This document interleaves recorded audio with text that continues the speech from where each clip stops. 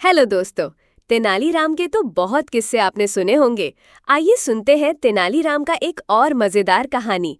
कहानी का शीर्षक है कौवों की गिनती। राजा कृष्णदेव राय को तेनालीराम से अटपटे सवाल पूछने में बहुत मजा आता था, जबकि तेनालीराम बहुत विद्वान होने के कारण राजा के हर सवाल का जवाब बहुत आसानी से दे देते थे। एक बार भरे दरबार में राजा ने तेनालीराम से एक सवाल का जवाब मांगा। राजा ने कहा, तेनालीराम, क्या तुम्हें पता है हमारे राज्य के कौवों की संख्या कितनी है? तेनालीराम ने कहा, हाँ महाराज, मुझे पता है कि अपने राज्य में कौवों की संख्या कितनी है।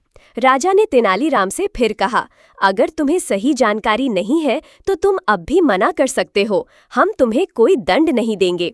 लेकिन अगर तुम बाद में नहीं बता पाए या फिर गलत जानकारी दी तो तुम्हें सीधा मृत्यु दंड मिलेगा।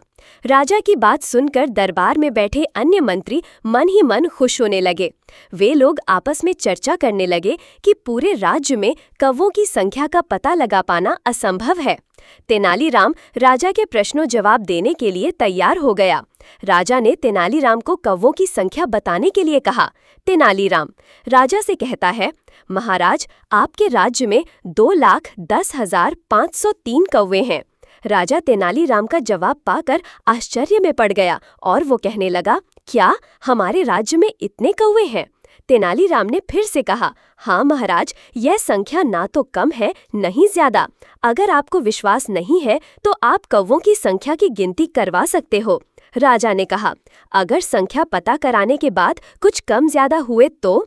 तेनालीराम ने जवाब दिया, महाराज, पहली बात, यह संख्या घट बढ़ नहीं सकती। अगर कौवों की संख्या घटती है तो जरूर अपने राज्य के कुछ कौवे अपने रिश्तेदारों से मिलने गए होंगे। अगर यह संख्या बढ़ती है तो अवश्य ही किसी राज्य के कौवे इस राज्य के रिश्तेदारों से मिलने आए होंगे। इसी दशा में कौवों की संख्या घट बढ़ सकती है, वरना आपको मेरे बताए गए संख्या के आधार पर कौवे मिलेंगे। तेनालीराम का जवाब पाकर राजा बहुत खुश हुए। उन्हें कुछ स्वर्ण मुद्रा भी दी गई। दरबार में बैठे अन्य मंत्रियों के चेहरे पर उदासी छा गई।